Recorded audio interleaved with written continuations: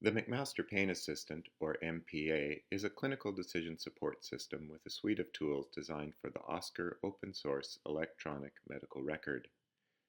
This video will introduce the Low Back Pain Encounter Guide, a component of the McMaster Pain Assistant. Here we are starting with Ms. Acton's open chart with the user interface from OSCAR version 2014. Within the chart, we are able to open the health tracker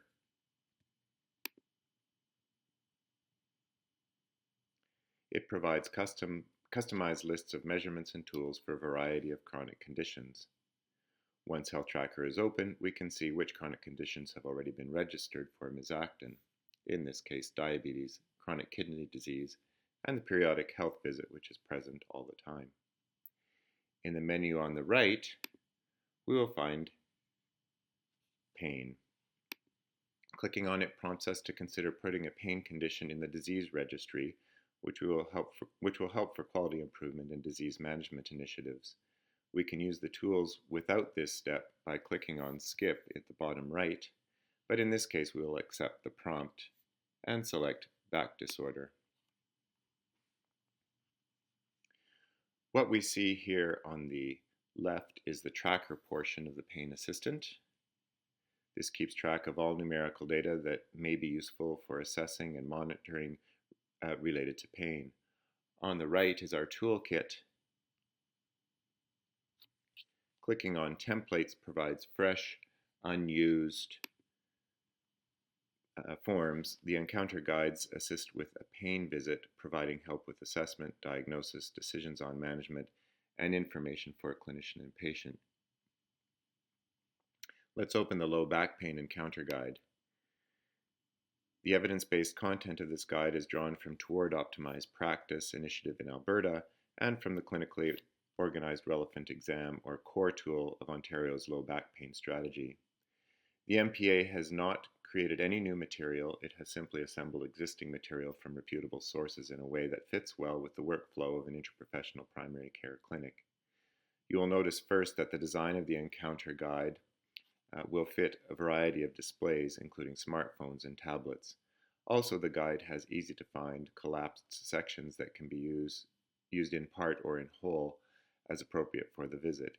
Each section can be opened and closed again as needed. You may wish to use the encounter guide only for its advice about treatment or for the short in-the-moment videos that have been recorded by Dr. Hamilton Hall to support your patient education and some of the tougher messages to get across. Starting at the top, you have a space to write free text about this patient's situation.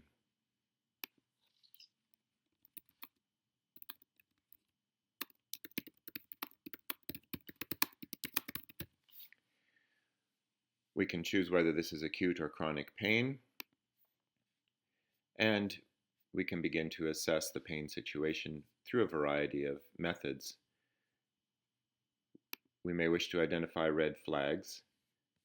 For every section, there is some information which helps to explain why this is important and what it might mean. And at another level, even more detail, along with the source and the evidence that supports this. This allows a clinician to choose the level that they wish to be using the encounter guide, depending on their interest and level of expertise. There is an area for defining red flags, for identifying pain mechanism, for physical exam, and for identifying the pain pattern. At the top is a link to the Toward Optimized Practice video explaining a 3-minute primary care low back pain examination. There are also some tools to assess chronicity, including yellow flags and the Keel Start Back Screening tool. When a tool like this or a questionnaire is embedded within the McMaster Pain Assistant, it will score the questionnaire automatically, provide an explanation for what this score means and how to interpret it, and finally we'll give references for where this was found.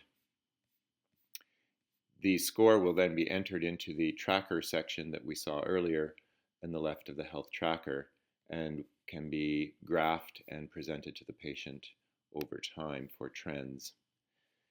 Finally, we start to look at areas related to management, including diagnostic imaging, some of the criteria, and again, more detail about how to use diagnostic imaging in an evidence-based manner.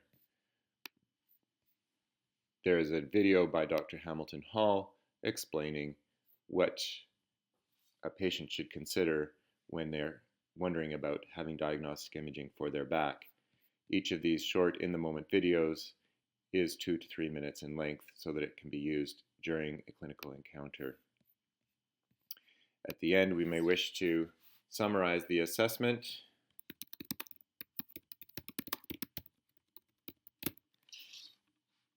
and any advice that we're going to be giving the patient. Again, we have 2 more videos, one on why it's important to stay active and one on when a referral to a back surgeon would be appropriate. And finally, some recommendations on treatment. You can open the analgesic section and see the information about pharmacology. Finally, we may wish to write out a management plan, provide advice specifically for chronic pain, and again, further resources that may be valuable to both the clinician and to the patient. This form in its entirety, whatever has been used, can be saved. It will then be kept in the completed section and will also show in the progress notes that it has been completed. Thus, this can be the complete progress note with nothing else needing to be entered into the chart. It can also be printed to give to the patient or to attach to consultations or other types of communication with insurance companies and WSIB. That ends our short introduction to the Low Back Pain Encounter Guide.